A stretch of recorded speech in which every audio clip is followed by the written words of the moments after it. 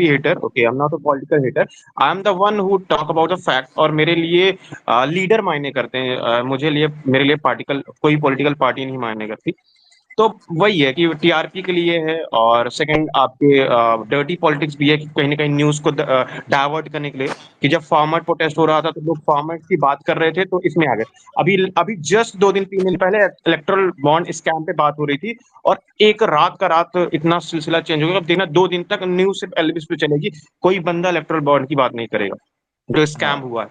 और एलविश यादव का केस इसलिए थोड़ा मजबूत हुआ है, जो मैक्स टर्न वाली लड़ाई हुई थी ना, वो थोड़ी सी उस पे इनका थोड़ा पर्पस घूमा है कि ये बंदा ऐसा कर भी सकता है। और भाई भाई वो मैक्स साहब, टर्न वाला इतना बड़ा केस नहीं था। देखो हेलो भाई, हेलो हेलो। ये जो भाई ने बोला ना, जो पॉइंट उठाया, ये मैं पहले भी उठा चुका हूँ कि कुछ न्यूज़ ऐसे बढ़ जाती है कि जिसको दबाने के लिए कुछ ऐसी कंट्रोवर्सी को दिखाना पड़ता है ताकि लोगों का ध्यान वहां से हट के दूसरे कंट्रोवर्सी पे आए। फार्मर प्रोटेस्ट जब हो रहा था तभी ये वाला केस उठाया गया था ताकि उस चीज़ को दबाया जाए। मैं उस पर भी अग्री करूंगा कि हाँ, ये हो सकता है, या फिर अभी जो भी कंट्रोवर्सी चल रही है उसको छुपाने के लिए। या फिर आप तुम देखो कि जब भी एल्विश का कुछ न्यू प्रोग्राम आता है, जैसे कि टेम्पटेशन आइलैंड आया, तब ये चीज़ हुई थी। अभी आज प्लेग्राउंड का फर्स्ट एपिसोड आया, तो आज ये वापस दूसरी बार ये झटका लगाया। तो जिस या तो एल्विश का ये कट्टर हेटर है, या फिर कुछ चीज़ें दबाने के लिए, या तो किसी पॉलिटिकल पार्टी का सपोर्ट आ रहा है, या फिर किसी सेलिब्रिटी या किसी बड़े इंसान का पीछे हाथ लग रहा है मुझे। पीछे तो हाथ है भाई। अभी जस्ट बिग बॉस स्टार्ट, जब बिग बॉस एंड हुआ था उसके बाद फुकरा इंसान का आया था बहुत, कि हेट पड़ रही है। वो भाई था।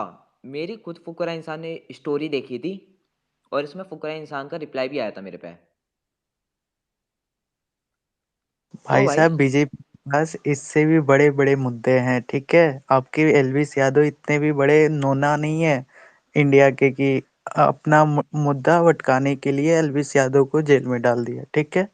इतना भी मतलब सर पे हाँ, मत चढ़ा लो एलविस यादव को। तुम वही हो ना, जो अरे जो भाई, रोडों पे कौन बैठ के बोल रहा है, कहते हैं भाई कौन मुझे बोल रहा फेम दो, है? फेम दो। ओ भाई हेलो। तू वही है ना। कौन कौन बोला अभी बीच में, कहाँ गया? पता नहीं कहाँ गया यार, मिल ही नहीं रहा। अरे भाई साहब, जो भी बोल रहा था कि इतने बड़ा अमन मुद्दा नहीं है। कुमार है, अमन अमन भाई कुमार। मैं अब आपको माइक नहीं दूंगी, मुझे लगा कि आप फैन हैं, एंड आप लोग इधर उधर स्पेसेस में जाने से बजाय अपनी स्पेसेस में आके बात करें, या वेंट आउट करें, या जो भी है करना है, ताकि जो लोग क्लाउड लेने के लिए स्पेसेस बना के बैठे हुए हैं वहां पे आप लोगों को नीड नहीं है बजाने की। तो ये स्पेस इसलिए कंडक्ट की गई थी, इसलिए आप, मुझे लगा कि आप, मैं देख नहीं पाई आपका हेलो, हैंडल। लेकिन हेलो अब मैम। चूंकि मुझे पता चल चुका है कि आप जो है फैन नहीं हैं, तो अब मैं आपको रिक्वेस्ट माइक पे नहीं लेने वाली। तो इसलिए कृपया आप जाके कहीं और अपना फ्रस्ट्रेशन निकालिए। नहीं हाँ नहीं नहीं, जी, इसे जाने बोलिए मत दो। कौन। इसे भेजो नहीं, मत, मुझे फायदा मैम नहीं है ओके, इसका। मैं कंट्रोवर्सी, एक चीज बोलना बुराई चाहूंगा। सुनते रहे। कंट्रोवर्सी मुझे हेलो करनी नहीं हेलो। है अभी। इसने आगे यही बातें बोलनी है। आप लोग जो है, जो बातें इसने की हैं उनका जवाब अगर कोई देना चाहे तो वो ऊपर से भी दे सकता है। हाँ एंड वही है। देखो, एक जो बेस्ट लैंग्वेज है to speak is fact, okay. Language doesn't matter कि आप हिंदी बोल रहे हैं, इंग्लिश में बोल रहे हैं, पर जो मैटर करती है वो फैक्ट की बात करें, ओके। आपके पास अगर है बात करने लायक तो बात करें, ये उल्टा जुलून ना बोले कि वो ऐसा है, वो इसलिए गया। ये लगता है कि आपका स्टैंडर्ड बहुत लो है ना। अगर अगर आपके इससे पास इनका फैक्ट है बोलने हेट के लिए तो आई एम। हेट दिखता है, इनका हेट है, ये कुछ भी नहीं है। अगर फैक्चुअल नहीं, बात है इनका कोई, एक्चुअली स्टैंडर्ड दिखता है। फैक्चुअल बात करें तो हाँ फैक्चुअल इनको एक्चुअली। आंसर भी दिया जाए। हाँ सारा जी, वो बोल रहे थे ना एक्चुअली कि वो केस को अब हाईलाइट जो चल रहा है उसको डाइवर्ट करने के लिए रासप का यूज कर रहा है। हेलो भाई हेलो। मैं साउथ हाँ से हाँ। हूँ, मैं तेलंगाना से हूँ। मेरे न्यूज में भी वही चल रहा है। पहले तो इलेक्ट्रल बॉन्ड का चल रहा था, अब चल रहा है एलविश यादव। एलविश यादव ने अरेस्ट ऐसा बोल के बेसिक न्यूज, ई अरे टीवी अरे, न्यूज। हाँ हाँ भाई। सुनो, ये एन टीवी न्यूज उसको पूरे बोलने देना, न्यूज। उसको बोलने दे। हाँ वो पूरे न्यूज चैनलों में चल रहा है। तो मैं बोल रही हूँ कि भाई आप लोग सोच रहे हो कि ये बंदा तो छोटा वोटा है, और तो छोटा है तो भाई पूरी लेफ्ट लॉबी और पूरे पॉलिटिकल, इवन थोड़े राइट विंगर्स क्यों पड़े हुए? मेरा क्वेश्चन का आंसर दो। Hello hello. देखो, सबको एलविश यादव अच्छा से हाँ। टीआरपी चाहिए, क्योंकि सबको पता है कि एलविश यादव एक ऐसा बंदा है जिसके फैंस बिल्कुल लॉयल है। हेलो। नहीं भाई, ये नहीं है रीजन। मैं बताता हूँ तुम्हें रीजन क्या है। ओके, आप लोग एलविस यादव के साथ बिग बॉस से फॉलो कर रहे होंगे, या कुछ लोग पहले से फॉलो कर भाई रहे होंगे। 3 साल हो ओके, गए। एलविस यादव एक वैसा बंदा था जिसने ना अपनी यूट्यूब की करियर छोड़ के, ओके, जो कंटेंट क्रिएशन का करियर छोड़ के, जैसे लोग कंटेंट क्रिएशन में है जितने आज बन गए ऊपर, उसने वो छोड़ के हिंदुत्व पे चीजें करी। उसने इंडियन डेवलपमेंट पे बात करी, जैसे सीए पे बात करी, राम मंदिर पे बात करी, एनआरसी पे बात करी। उसके वजह से उसको ना अलग अलग डिफेम मिलने लगे, या तो चाहे वो अलग कम्युनिटी से डिफेम मिला या लेफ्ट लॉबी से मिला। ओके, उसके पास लॉयल बंदे आए। जैसे अब उसने, जैसे रैंडम सेना की बात करता हूँ, रैंडम सेना जिसे भाई हिंदुत्व किसी में का बात नाम करता है, तो तो वो कीजिए। हेलो हेलो हाँ हेलो। ठीक है ठीक है, मैं जैसे हम भाई तुम्हें किसी एग्जांपल किसी ना तो पूरा क्लिप कट रहा है भैया। जितने भी ना सारे क्लिप काट के निगेटिव कर रहे हैं, जो सब पॉजिटिव में बात करो, और जो निगेटिव कर रहे हैं उनको छोड़ दो, क्योंकि सब क्लिप काटने अब के लिए आए हैं, सब क्लिप काट के ऊपर ले रहे हैं। हाँ तो ठीक है, अभी भैया हाँ जितने भी वही ये जो आपने ना पॉइंट ये जो आपने ना पॉइंट जो अभी उठा रहे व्हाट्सएप थे। के हाँ जी सारा हाँ जी हाँ, बोलिए। ये अभी जो पॉइंट बोल रहे थे, अनुराग बात कर रहे थे। अनुराग, आपने जी जी। बहुत मैं सही मैं पॉइंट उठाए हैं, ये पॉइंट आप कंप्लीट करें, ये बहुत अच्छे पॉइंट्स हैं। अरे वो एक्चुअली मैं तो जानता हूँ यार, मैं 2000 उस टाइम से फॉलो कर रहा हूँ। मैं भुवन बाम टाइम में सबको देखता रहा हूँ, ठीक है। मैं किसी का लॉयल नहीं रहा, क्योंकि मैं तो सबके कंटेंट पे अच्छा वो करता हूँ। तो इसका रीजन यही था कि इतना हेट बढ़ा, क्योंकि उसने ना, उसका जो माइंडसेट बढ़ा। तुम्हें पता नहीं होगा कि एक माननीय मनुष्य करके भी थे, उनको भी ऐसे ही फंसाया गया था। कुछ एक बिहार में एक रिपोर्टर था, उसको भी ऐसे ही फंसाया गया था, जानबूझ के डर्टी पॉलिटिक्स के अंदर, है ना, दबा दिया जाता है। तो जितने भी, तो अब ये जो बोल रहे हैं ना कि फेमस नहीं है, तो अगर फेमस नहीं है तो लेफ्ट लॉबी क्यों पड़ी है उसके पीछे। और सारा जी मैं भी बोलना चाहती हूँ, मैंने रासा को 2017 से फॉलो करती हूँ, मगर इतना एक्टिव नहीं कि पे उन्होंने हर चीज कहाँ जा रहे वहाँ। सिर्फ मैं उनको यूट्यूब में वो देखती थी, और सोशल फैक्ट्री वहां से देखा। फिर उन्होंने एक बार एक मुद्दा उठाया, वही वहां से ना इनको बाइकआउट वाला एक चला। फिर उसके बाद ना उनके यूट्यूब पे शैडो बैन हो गया था। फिर उनके व्यूज कम हो गए थे। फिर एक बार उन्होंने फिर हिंदुइज्म पे बात किया था, मतलब वो टाइम पे ना कॉमेडी वाले ना कुकिंग वो लो बेल्ट वाली कॉमेडी कर रहे थे, उस पे ना उन्होंने बात छेड़ी। तो उनके थोड़े अच्छे फॉलोअर्स थे ना, वो भी चले गए थे। मतलब लेफ्ट आइडियोलॉजी रखने वाले, सेकुलर वाले, वो सब लोग चले गए थे। फिर बच गए थे। फिर उनका वो डाउन हो गया था सब्सक्राइबर। फिर उन्होंने फिर बाद में ये टिकटॉक वर्सेस यूट्यूबर्स वहाँ किया, वहाँ भी उन्होंने लॉस किया। मतलब वो ना हर पॉलिटिकल इशू को हाईलाइट करते हुए खुद की करियर और ग्रोथ को हाँ, खुद की ग्रोथ और करियर को उन्होंने डैमेज किया।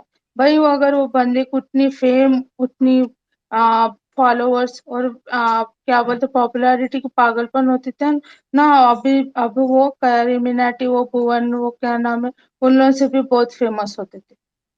मतलब वो इनकी एक ही था कि ये टारगेटेड है, अभी भी है।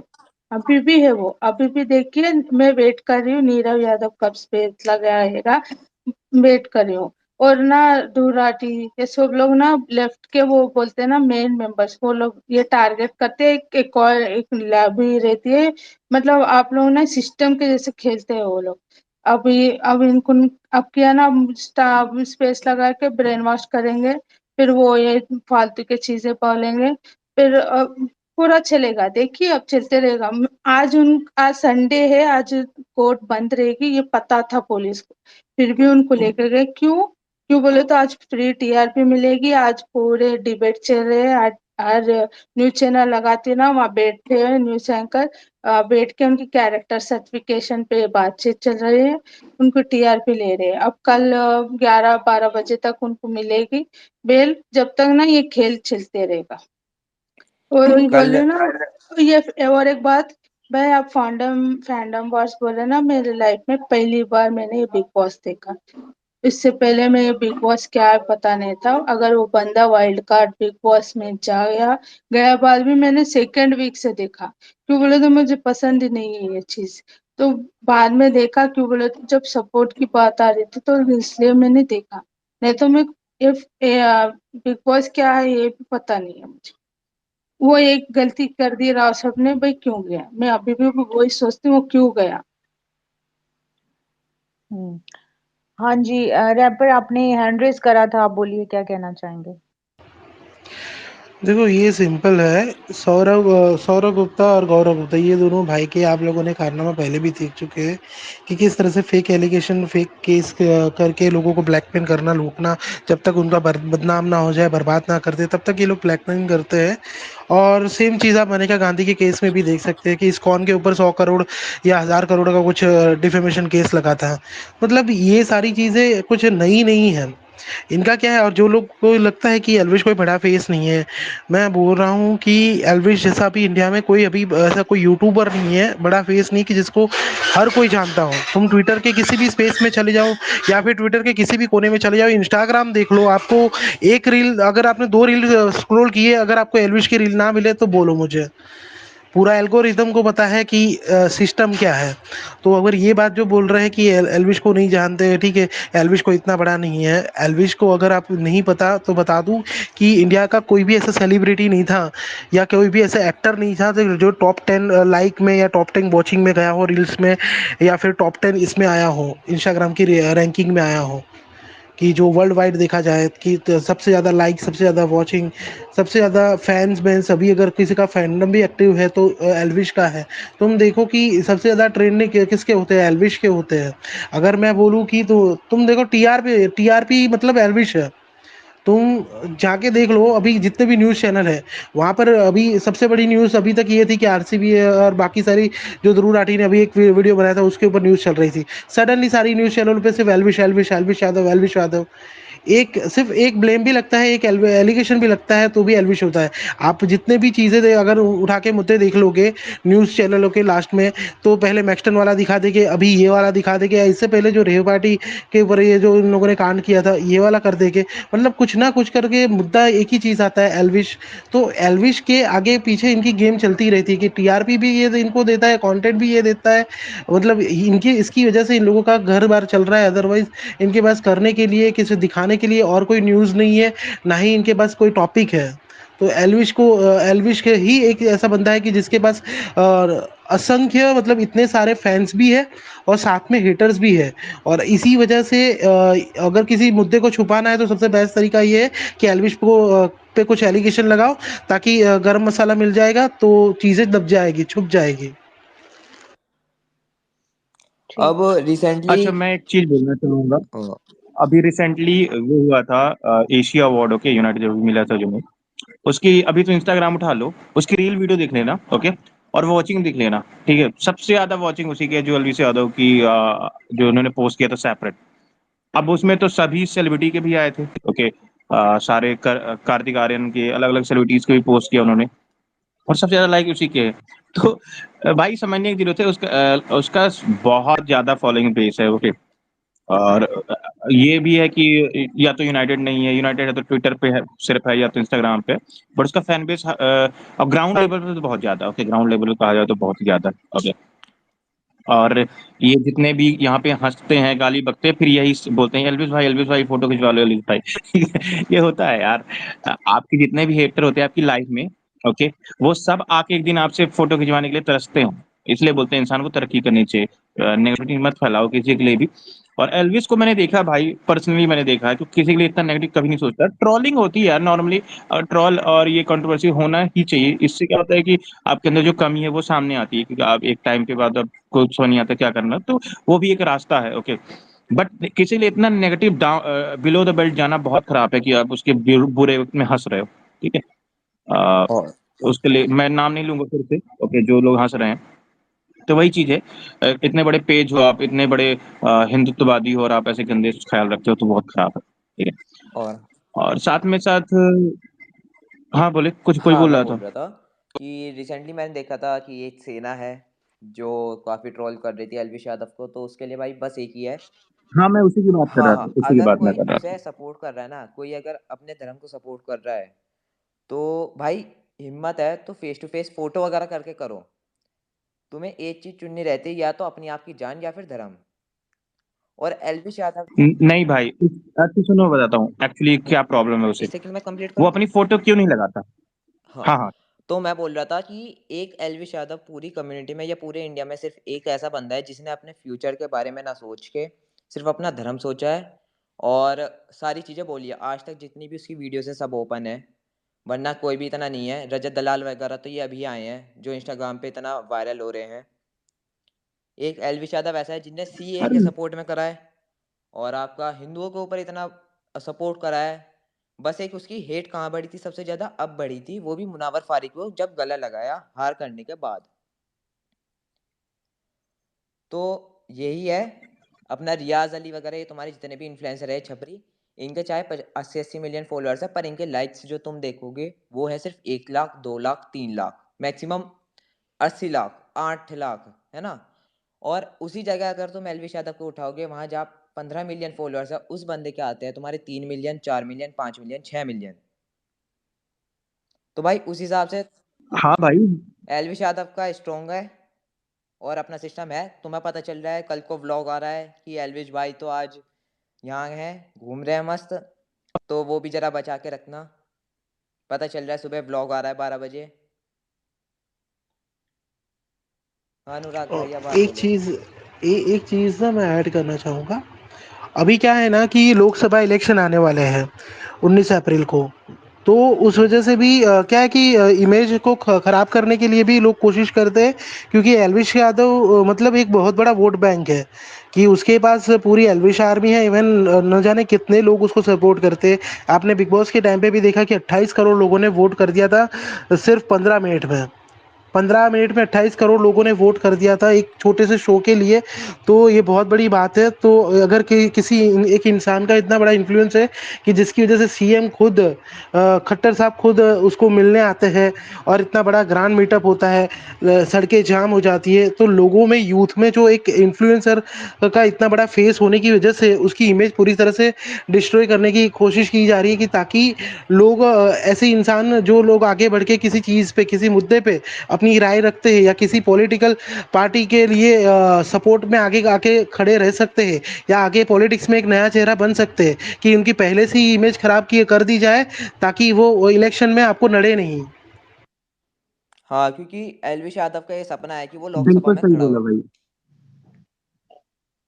ये जिसने भी बोला है बहुत सही बोला है, बिल्कुल सही बोला आपने कि पॉलिटिकल ही है। मैं स्टार्टिंग में भी आया था तो मैंने बोला था ये डर्टी पॉलिटिक्स है, साफ साफ दिख रहा है इसमें।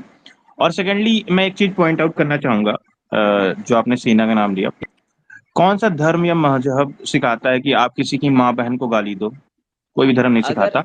वो चेहरा क्यों छिपाता है? क्योंकि उसके कर्म ही ऐसे हैं। हाँ आप किसी की माँ बहन को गाली दोगे खुला तो कोई बर्दाश्त करेगा क्या? नहीं। अगर आप मुंह पे गाली दोगे किसी के फोटो के साथ वीडियो के साथ, तो खड़े खड़े रगड़े जाओगे। तो उसको पता है, इसलिए इसलिए वो बढ़िया फोटो छुपा के अपना गाली बकता रहता है, किसी की माँ बहन करता रहता है। पूरे मैंने स्पेस 2-3 बार ज्वाइन किया और ऐसा कोई टाइम नहीं हो उसने गाली नहीं दी हो किसी को। हर टाइम वो किसी न किसी को गाली बकता रहता है और अभद्र लैंग्वेज यूज करता है।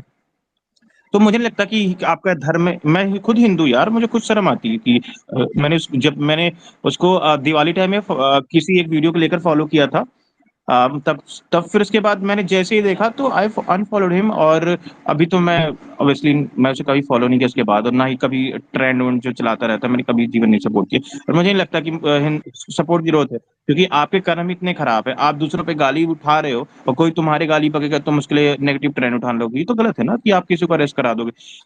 यही तो है, बार पे जाना बहुत खराब है। ओके, आप आप किसी को गाली बको और दूसरा कोई बक दे तो आप सीधे कंप्लेन कर दो, ये तो गलत है हाँ ना।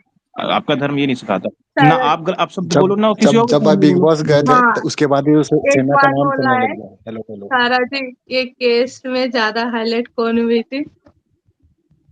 मेनका गांधी। किस लिए? भाई वो नाराज थी। अब मैंने और आपको डीएम में एक भेजा है, देखिए। देखो अब मैं साफ बोलना चाहता हूँ, मेरी चाहे तुम फोटो कर लेना अगर कोई यहाँ बैठा हो, या कुछ भी कर लेना मेरा। तो अगर कोई सेना का बंदा कोई फैन बैठा हो, कट्टर फैन, तो भाई मैं डायरेक्ट बोल रहा हूँ, उसने इतना बड़ा कुछ काम नहीं करा है। ठीक है उन्हें हिंदू सपोर्ट करा है, बट उसने गाली जो बकी है ना, वो बहुत गलत है। कोई नहीं सिखाता भाई अपने धर्म में गाली बको किसी को और किसी की माँ बहन पे जाओ।